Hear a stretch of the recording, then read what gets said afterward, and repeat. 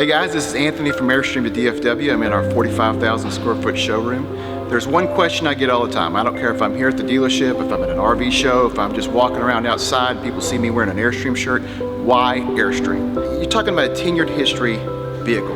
They've been building these things since 1931.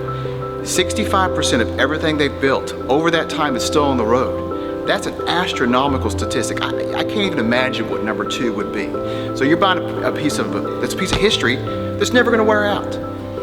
Another thing, they tow better than anything else you can ever tow. So I don't care if it's a 16-foot Caravel, if it's a 33-foot Classic, these things tow completely different than the white box trailers out there. I don't care if it's the same size, I don't care if it's the same weight.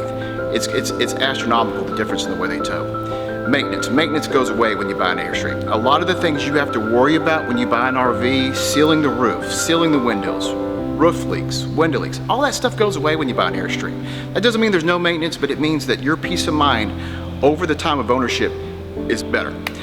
Tons of floor plans that are offered. A lot of people think they're just small or they're just big. There's everything from 16 foot all the way up to 33 foot. Motorhomes.